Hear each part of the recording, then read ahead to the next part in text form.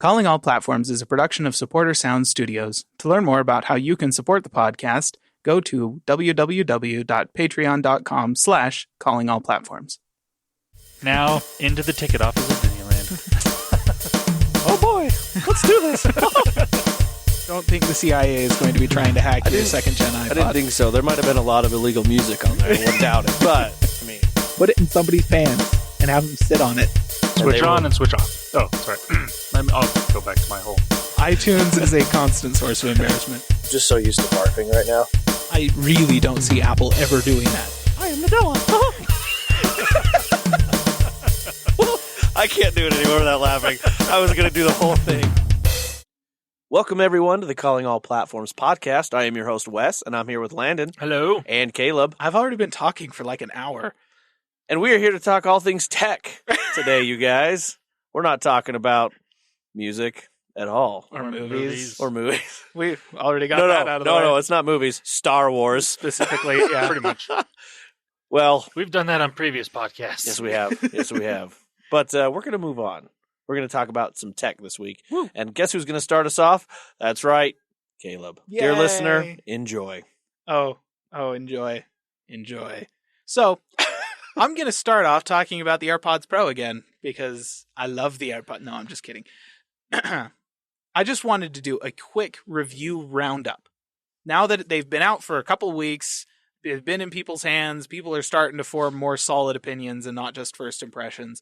And I was actually able to track down a couple of good reviews by audiophiles, as opposed to just like random people on YouTube who are all like, I've never really owned a pair of high-end headphones before, but I'm like a fashion influencer, and so Apple sent me a pair of these things, and it's like, what are you doing? Wow. I don't want to specifically call out iJustine, but it kind of feels like that's her entire deal. Yeah. I mean, she knows tech, but sound stuff? She's better than most. Right. But she definitely does not have the deeper understanding of tech that I am used to with most of the reviewers I follow. That's one thing I really like with MKBHD. Yes. I mean, he knows his tech, but he also knows his sound for them. He does buy the high quality audiophile headphones. Yep. And I always am interested in Linus Sebastian's views on audio equipment, especially because he is not necessarily an audiophile, but he does have access to a lot of high-end audio hardware because he's huge and everybody sends him stuff. Yeah.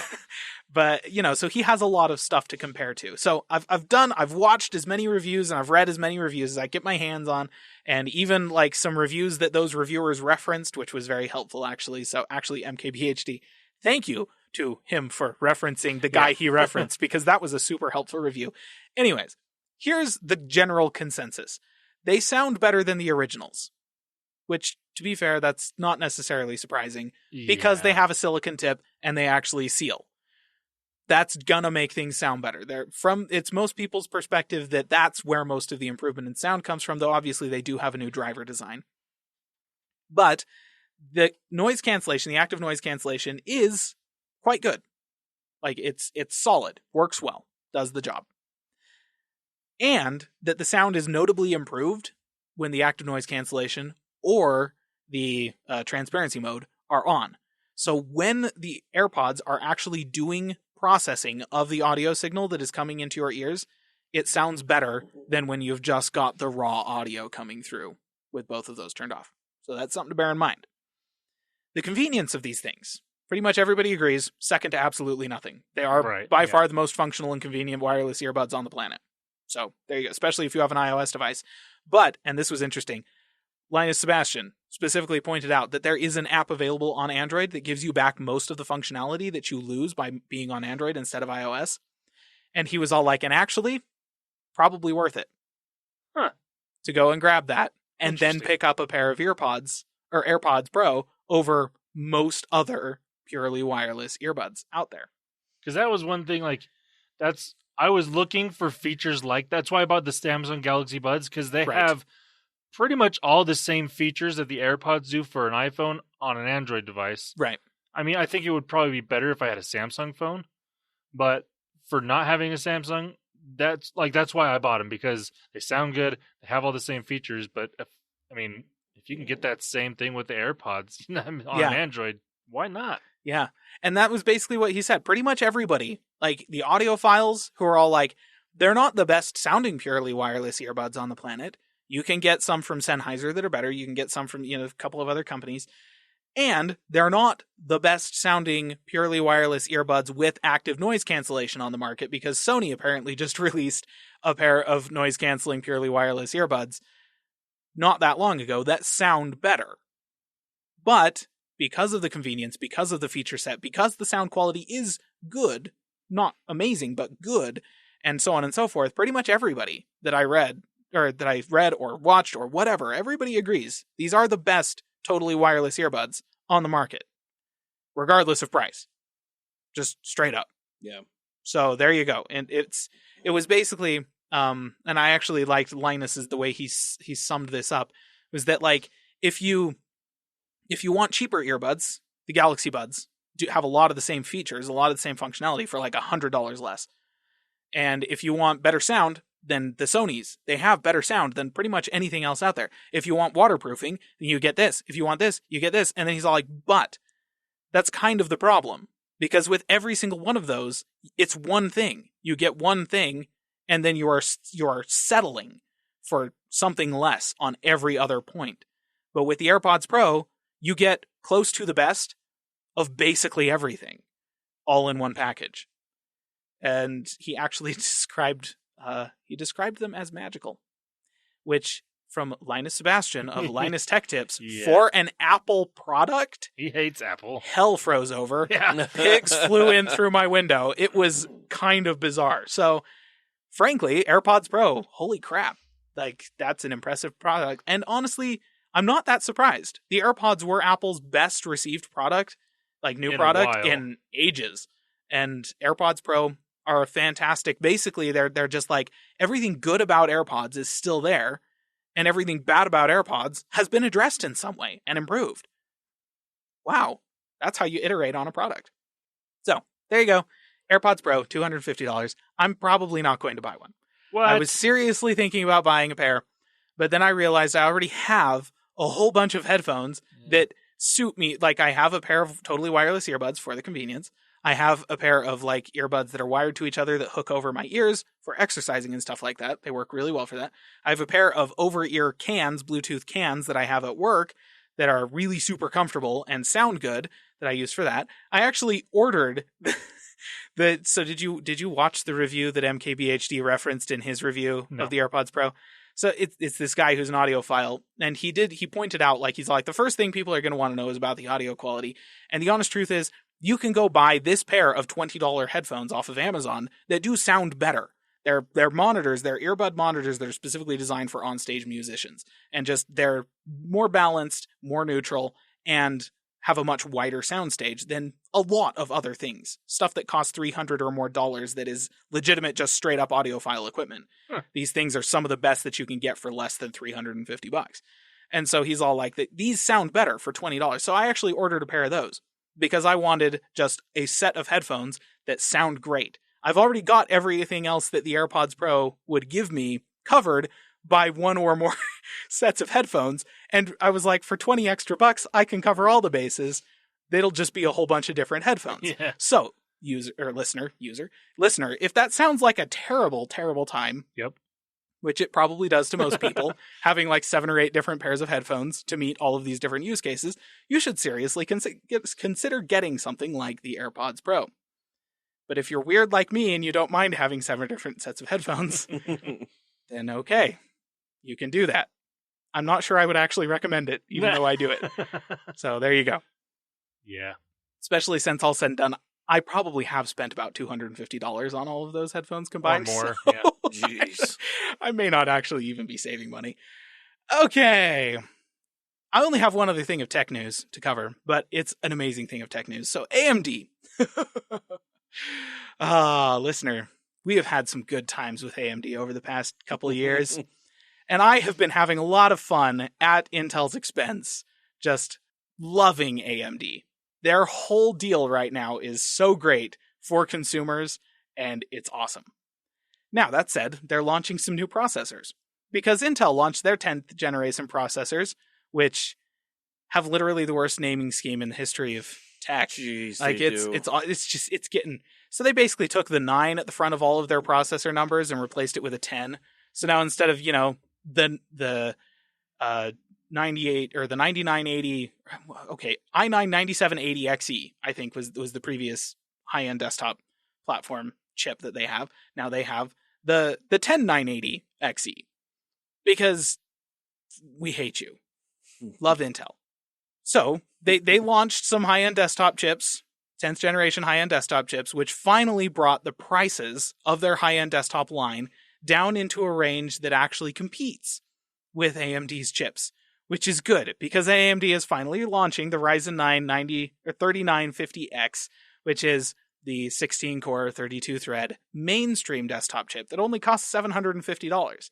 You can't actually get 16 cores from Intel for $750, but you can finally get 12 cores from them for about $650, I want to say, which is still more than AMD's 12-core processor. But I mean, it's closer, instead of being a difference of literally $1,000. Yeah. It's closer. They're in the ballpark. And you can, for $1,000 from Intel, you can get an 18-core processor. And that's more money than this, but okay, it makes sense. Which is why AMD also announced some new Threadripper chips. So, yeah. The Threadripper 3960X and the 3970X. So the 3960X is a 24-core, 48-thread, clocked at 3.8 gigahertz base clock with a 4.5 gigahertz boost that costs $1,400. And the 3970X is a 32-core, 64-thread at 3.7 gigahertz base clock, but still boosts up to 4.5 gigahertz. I'm going to assume that's a single-core boost, which is why it's the same on both chips. That one costs $2,000. They'll both be available with the 3950X on November 25th. Now, something to note about these new Threadripper chips, they are using the TRX40 chipset, which is a different chipset than the previous generation of motherboards, which means they're not backwards compatible with previous Threadripper motherboards, and previous Threadripper processors are not forwards compatible with the new motherboards for this thing. So, it's a whole new platform for them, which that kind of sucked, but they made no promises to support the Threadripper platform the same way that they made promises to support socket or the AM4 socket on the mainstream side of things. So, we can't really get too mad at them. But 24 cores, 32 cores, dadgum, the prices are great considering that on Intel's side, 18 cores costs $1,000. And if you want 32 cores, you have to go with a Xeon Scalable server processor. And, those are really expensive. Yes. They start at like $2,500. Yes. So Threadripper is absolutely fantastic price for the power. And they're built on the Zen 2 architecture, like the 3rd generation Ryzen chips, which means that they will have very similar single core performance to Intel's stuff, which means that Intel holds no advantages anymore on those platforms. So there you go. New launches November 25th. Just in time to probably sell right the heck out for the entire holiday season. Especially the 3950X. 16 cores, 32 threads for $750. Oh man. Yeah. It feels good. Now, that being said, I think probably the most interesting chip that they announced, to me anyways, this is amazing. Okay, here's a launch date for the Ryzen 9. Here's a whole bunch of new Threadripper chips. And here's a new Athlon chip. Which is Athlon? Right? So Intel still makes Pentium processors, but they're kind of stupid now. They're terrible. They didn't used to be. Go back 5 years or so, 5-6 years, and the Pentium G39 or 3528 or something like that was actually a very compelling dual-core processor for gaming, because at the time, most games didn't actually use more than 1 or 2 cores, and that thing was an unlocked chip for $50 that gave you 1 core that was really fast. You couldn't do any multitasking at all, but you could play games at really high frame rates with a processor that only cost $50, and you could overclock the thing to 5 gigahertz on the stock cooler because there was only 2 cores. Yep. It wasn't putting out that much heat. It was actually a great little chip. Their current Pentium lineup sucks, so don't buy any of those. But this Athlon, the 3000G, is actually really kind of fits that same thing. This is an unlocked chip. 2 cores, but it does have simultaneous multi-threading, so 4 threads. includes built-in Vega 3 graphics, which I think is important because the built-in graphics on this thing are going to be way better than the built-in graphics on the old Pentiums. Just like, ugh. And it retails for $50. This thing will be available starting November 19th, and I am seriously considering buying one for $50 and putting together like a, here's what kind of a computer you can get for $200 build, and see how well that thing games. Because $200 will get you this processor with built-in Vega 3 graphics. Not going to be a beast by any stretch of the imagination, but it is going to be cheap. And so if you can get into PC gaming at $200, I'm seriously interested. So that's actually the chip that most interests me out of the lineup, mostly because I don't have $750 to blow on a 3950X. But there you go.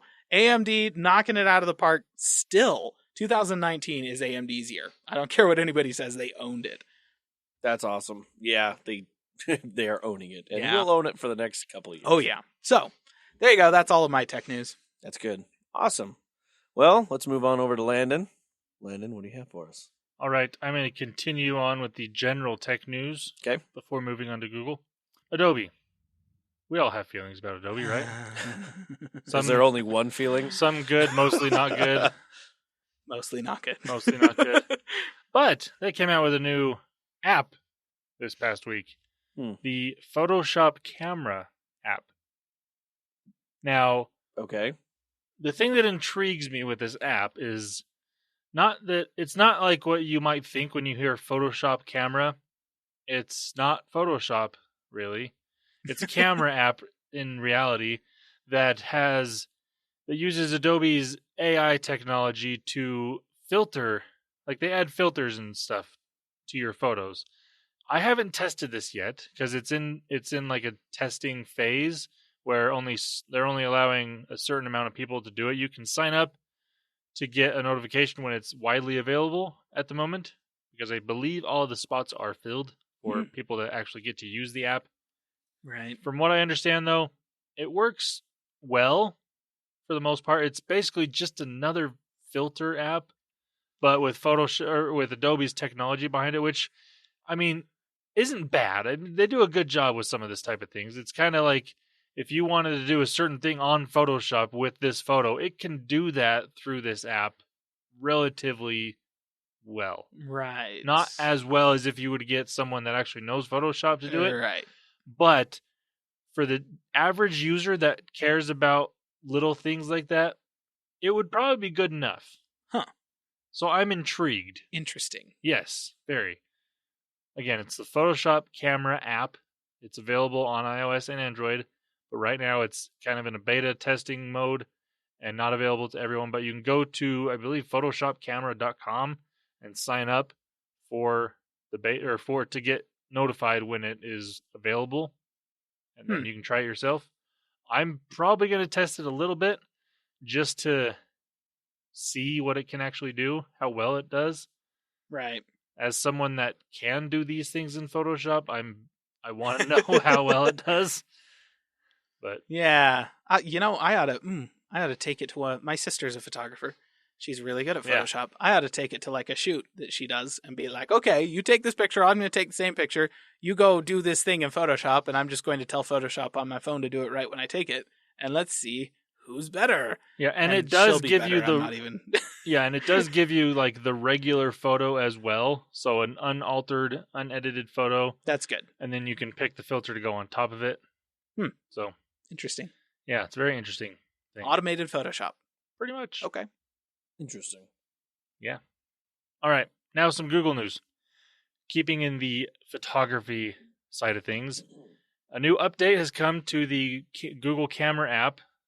To at least I know on the Pixel 3 and I believe maybe the Pixel 2 that astrophotography mode is now here. Hey. I haven't used it yet because I haven't really had the opportunity, or when I do have the opportunity, I don't have the stability. Meaning a tripod. I don't have a tripod. Because I don't want to just hold this for 3 or 4 minutes because that's going to be awful. That sounds terrible. I want to actually get a good photo out of this. So, listener, just stay tuned for that because I will test this out at some point because I'm very interested. But I just haven't had the opportunity yet. Right. But if you have a Pixel phone, I want to hear what you think about this and try it. If please. you have a Pixel phone and a tripod. Yeah. That's important. Or just a way to prop it up. If you have like a phone stand or something, Right. that'll also work. Just some way to make your phone sit still while it's taking the photo that you want. You know a great way to make a tripod for phones? Go to the dollar store, buy a selfie stick, zip tie it to an existing tripod. Accurate. Actually, most selfie sticks, the part that the phone attaches to will come off of that, and it has the right adapter to fit That's on true. a tripod. That's true. That's what I've done, Though, and it works. Dollar store selfie sticks, not so much. Though, actually, No, they're different they do. brands every single time I go because they just like whatever's cheapest in China at the time. Yeah. So who knows? You might get lucky. Go for it. I mean, the ones that I have were basically the same thing, ordered directly from China. Yeah. So Yeah.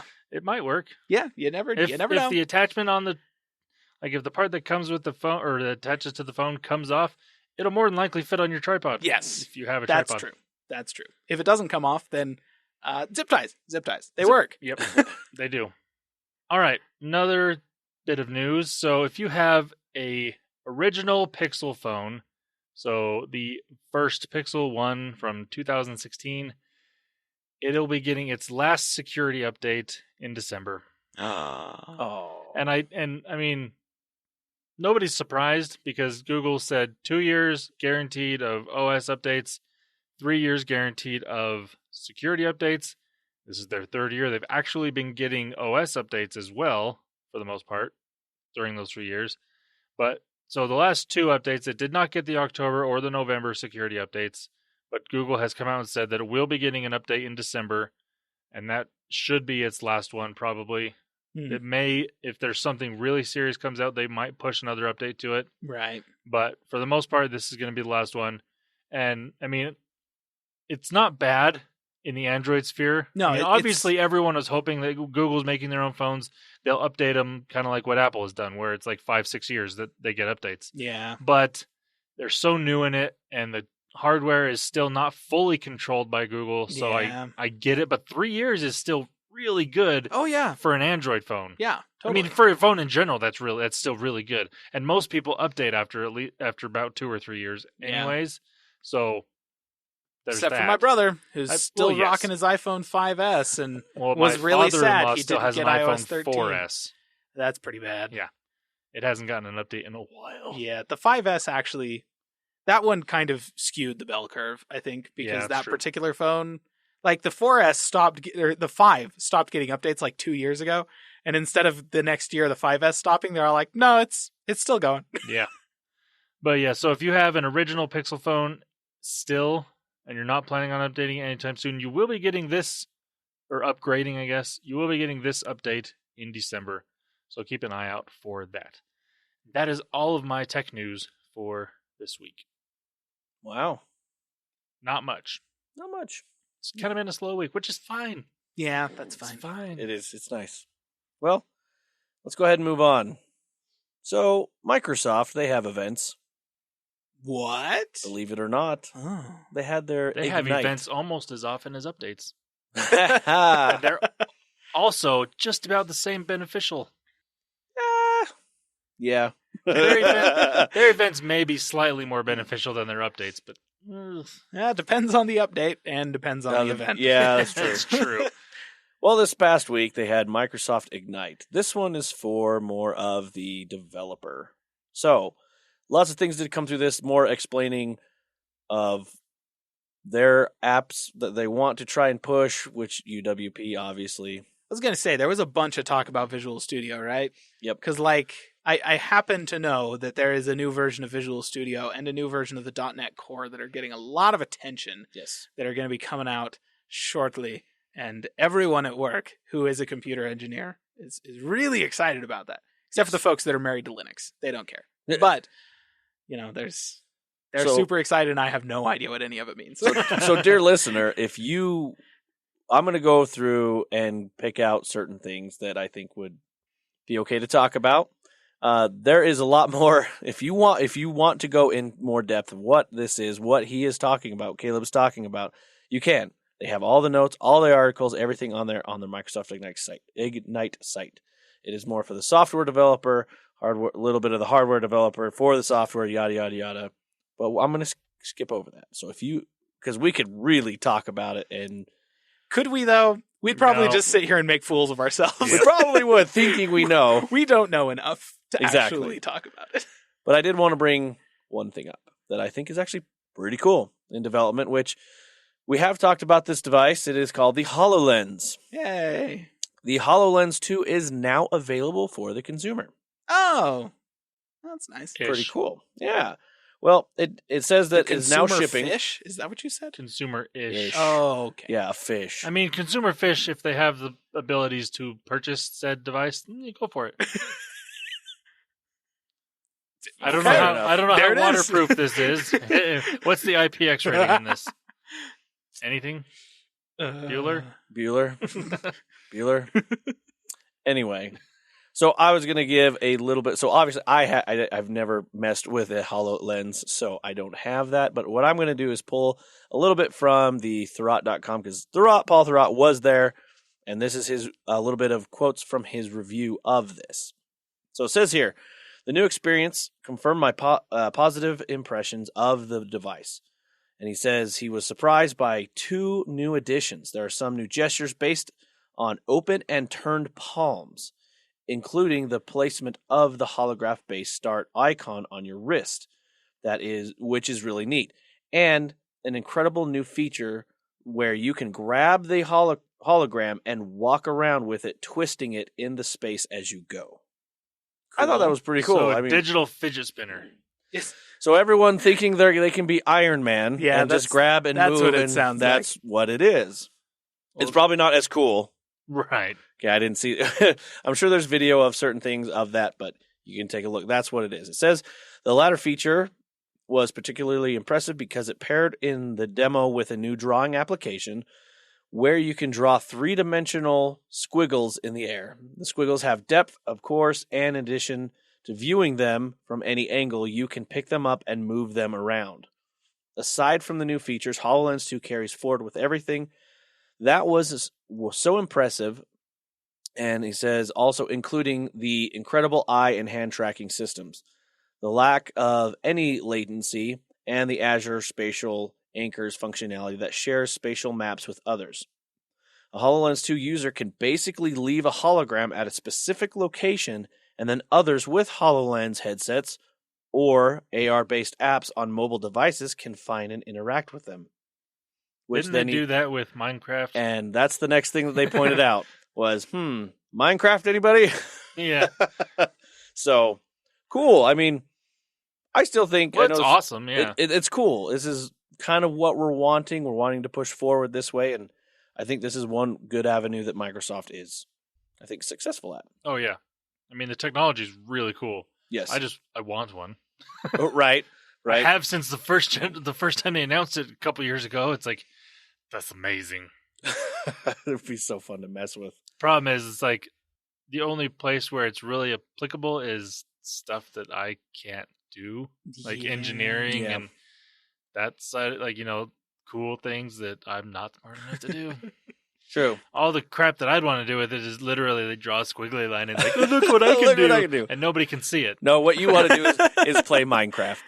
Yeah. That would be fun with a HoloLens. Although that would be super fun to leave certain things at people's houses. Be like at your house, it'd be like I'd put something totally weird on there.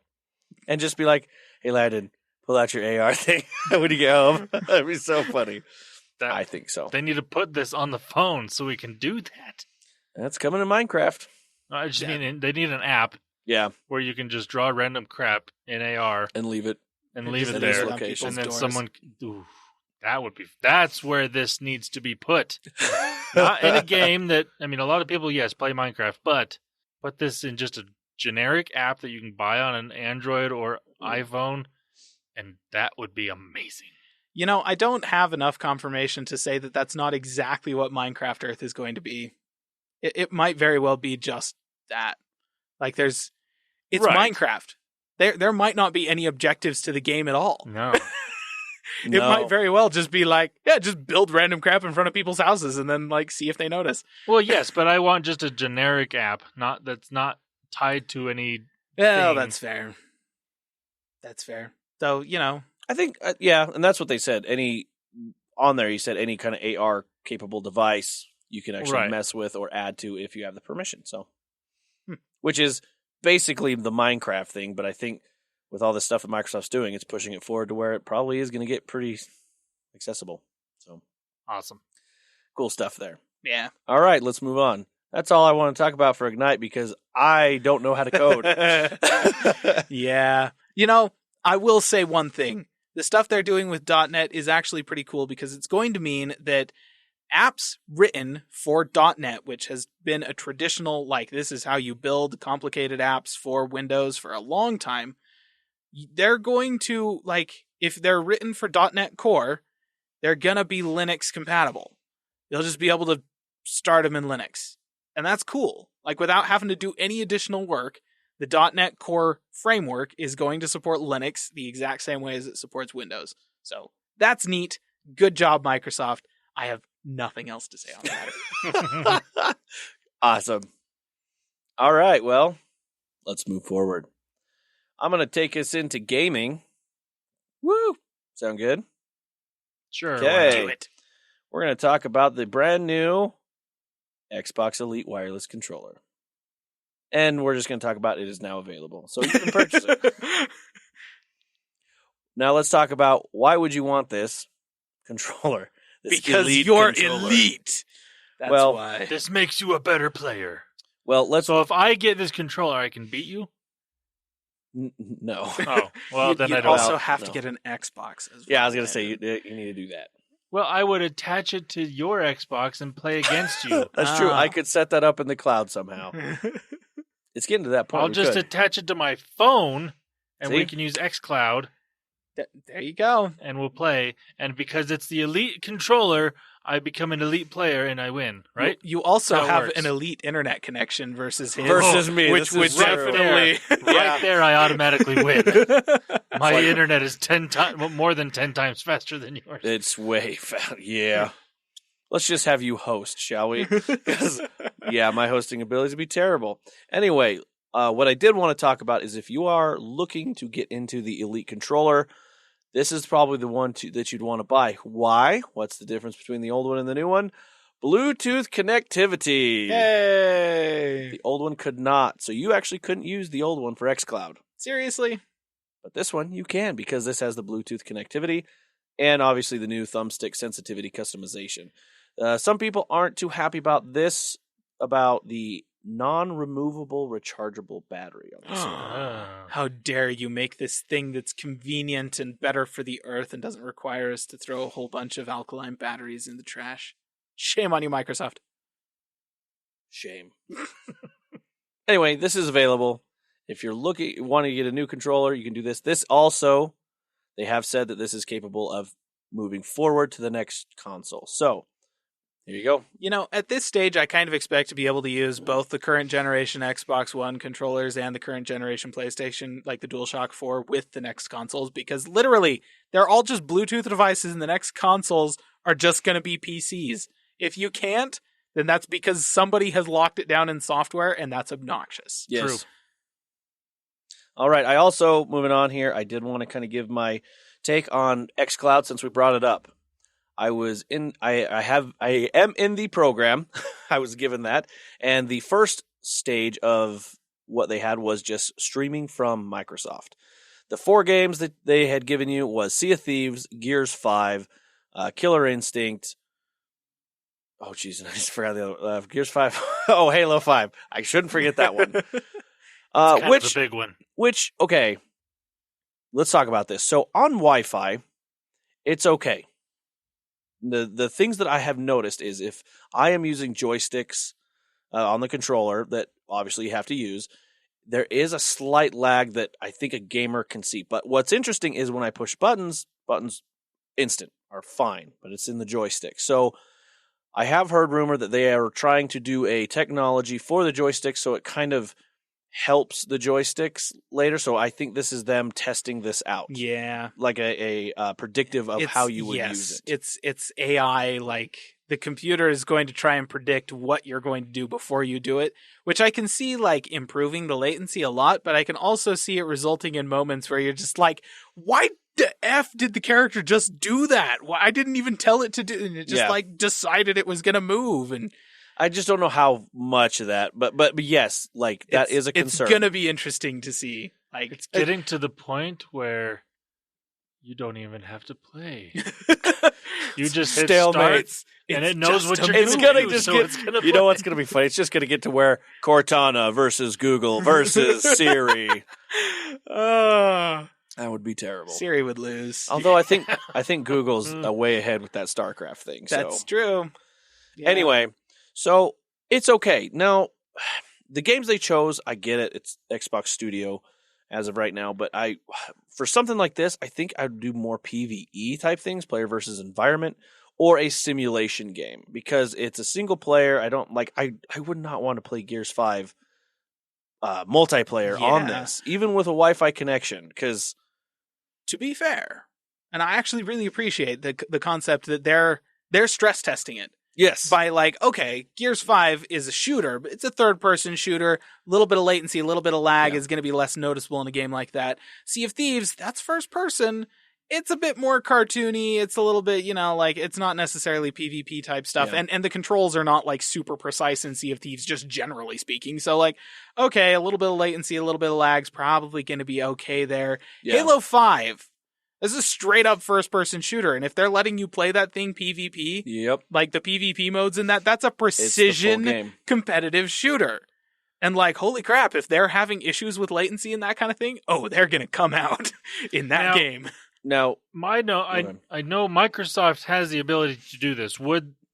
They may not have said this, I don't know, but if they were smart, they would make it so if you're playing on Xcloud and you want to do multiplayer for some stupid reason, you're only playing Xcloud opponents to make that more quote-unquote fair. No. Why wouldn't they do that? They can. There's no reason they can't. Yeah, they can. That is 100% true, but I doubt it. See, that's stupid. Because that's admitting defeat.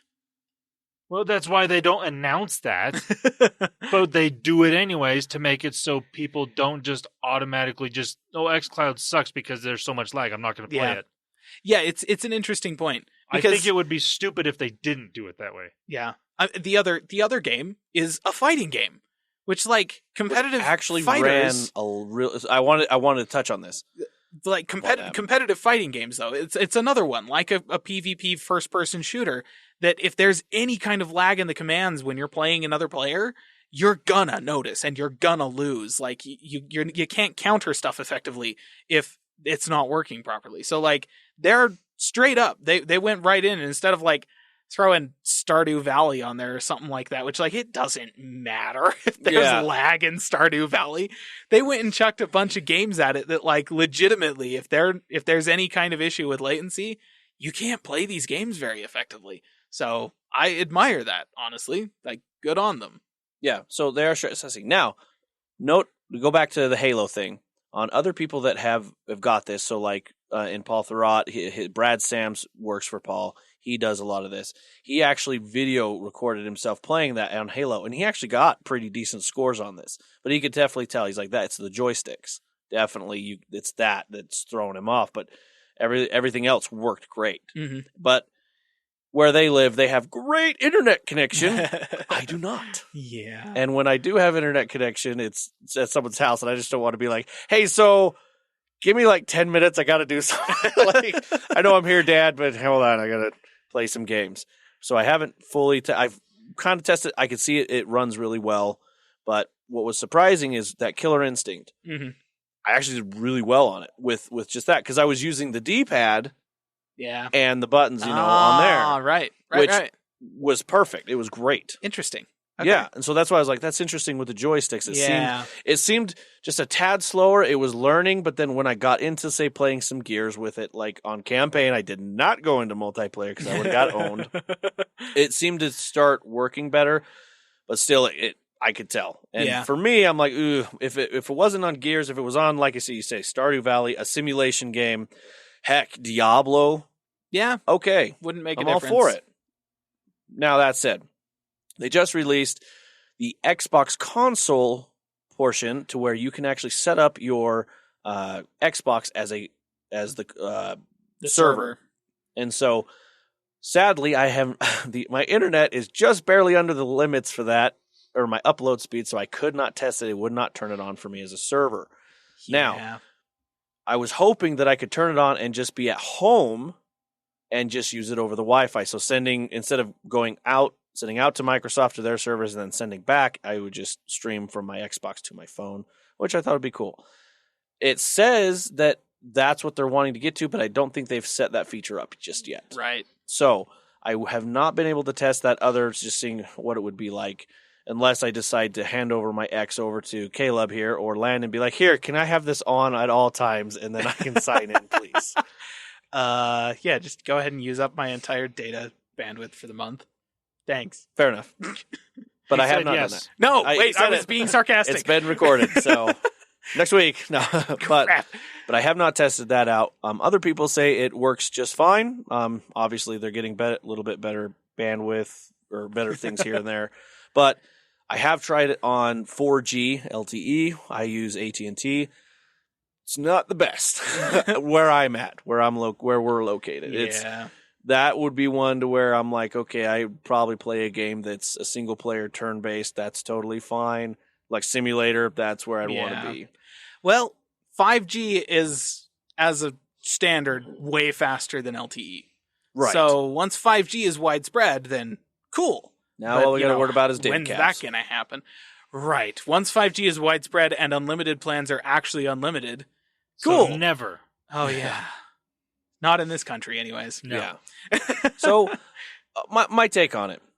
I see this as something really cool. What I really want is the games, obviously for me, that I'd want. Like I said, I'd probably mess on it later as stuff improves, or if I get a better internet connection, I may play a little Gears here or there, whatever.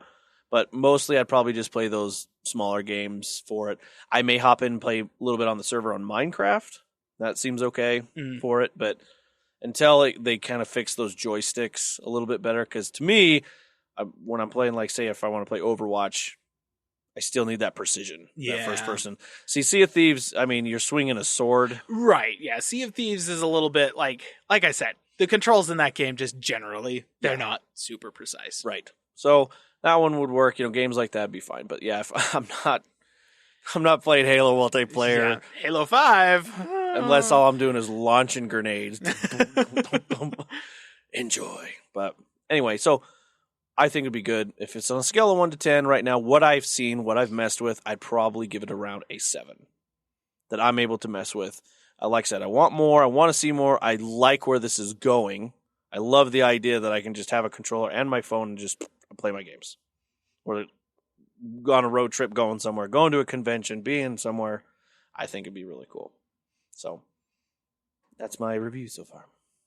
And if I can somehow get my upload speed better, or if they release the thing where I could just turn it on my Wi-Fi at home, I'll give you more. But that's what I have. That is my review of Xcloud. There it is. And I am all out of news. Caleb, do you have any gaming news? I do. So, speaking of road trips, Death Stranding. No, I'm not actually going to talk about Death Stranding. It's out. We mentioned it was going to be out last week. So, if you've got a PlayStation 4, a PS4 Pro, you can pick it up. I'm not going to. Oh. No, because I still haven't finished Horizon Zero Dawn. I haven't even started God of War yet, and I haven't even bought Control. I'm going to do those 3 first, then I'll get around to Death Stranding. To be fair, it's on the list. It's 4th on the list. Because Spider-Man is too big and not weird enough.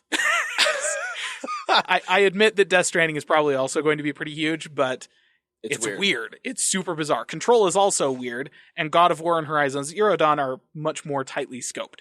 So Spider-Man is more normal, like God of War or Horizon Zero Dawn, and also huge. So that one's number 5. Anyways, that's not... There's a couple games coming out this week. That's all I've got. So, on the Nintendo Switch, Pokemon Sword and Shield. Those are going to be launching on the 15th officially. You'll be able to pick them up. And for those of you that aren't aware, Pokemon Sword and Shield are the latest main series Pokemon games, which is why there's two of them, and they're just two random related words. They've done that ever since Blue and Red and Blue. Yep. Red and Blue, and then it was like Crystal and Diamond, and then there was Gold and Silver, and wasn't there like Pikachu and Eevee or something? Well, so Let's Go Pikachu and Let's Go Eevee were not main series games. Oh, my bad. And that's why they were called Let's Go, whatever. But Pokemon Sword and Pokemon Shield, main series games, they take place in a region I can't remember with 150 new Pokemon. We're now up to like 875 freaking little pocket monsters, and it's absurd. But it's based around England. So if you really got a hankering to go catch Pokemon in the British Isles, then cool. These are the games for you. So, available on the Switch, because of course they are. Which is actually interesting, because the Switch is now Nintendo's mobile platform. So instead of being available for the DS, it's the Switch. Yep. And you can play it on your 75-inch TV if you want. So that's weird. Pokemon games on a big screen. Okay. Now, the only other game that's coming out this week that I think bears mentioning is Jedi Fallen Order. I said I wasn't going to talk about Star Wars during this podcast, but here we are. So that's coming out on PC, the PlayStation 4, and the Tenbo 10-1. And will also be launching on the 15th. So yeah. Are you excited for it? I am cautiously optimistic. That's about what I am too. So this one is from Remedy, is the developer behind this one, who are the developers behind the Titanfall games as well, and also kind of spearheaded Apex Legends, but that's totally unrelated. Titanfall 2 seems more the DNA of what we're going to be seeing in Jedi Fallen Order, and from what I understand, I have not played Titanfall 2, but from what I understand, the Titanfall 2 story campaign is actually really quite good for a game that most of the focus was on the multiplayer, but the story was good. It was really good. And that's good because Jedi Fallen Order has no multiplayer. It's just a first-person or third-person story-based game. And that's cool. I hope it does really well because I want studios to make a bunch of money off of these single-player games because single-player games are great. That's where we get the best stories from, like flipping God of War. Yep. No multiplayer there, but there you go. Death Stranding. There's not really any multiplayer in Death Stranding. And also, you can pee on a mushroom. I don't know.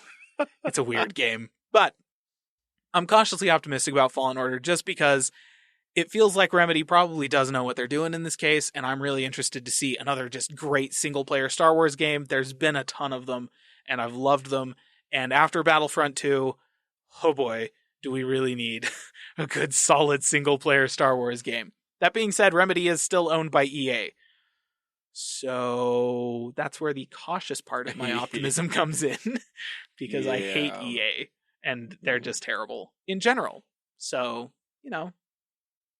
Yep. From the publisher that killed BioWare comes Jedi Fallen Order. I'm hoping this works out. Yeah, I really do. Me too. Here's hoping. Because I actually really liked. It seems like what was that one that was single player that LucasArts did? Unleashed, Star Wars Unleashed. Force Unleashed. Yeah. And I really liked those two games. And so it kind of seems like this, but they're like, no, it's not like that. It's different. So I'm like, okay. It can be different and similar at the same time. Yeah.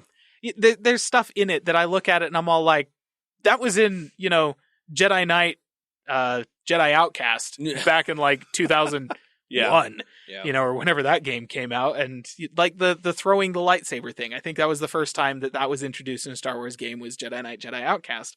Which is a great mechanic, and it's still there. Yep. You can still chuck your lightsaber at people. And bring it back. It's fine.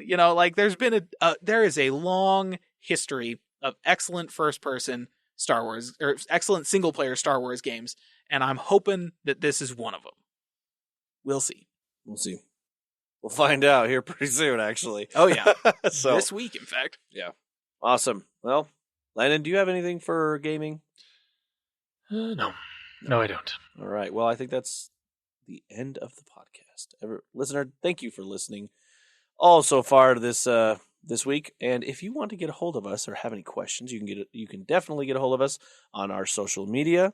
for Twitter and Facebook. Also, we have a website, callingallplatforms.com. Go ahead and get on there and post a like, give us a comment, or you can buy some pretty cool t-shirts, some gaming stuff for that. Or if you're interested on YouTube, we have a YouTube channel that also has some sweet streaming on there and some sweet reviews. Yeah. As soon as Audacity starts working on the latest version of Mac OS, there will be more stuff going up too. We're getting there. Hopefully. More content. Anyway, have a good week. Bye-bye. See ya.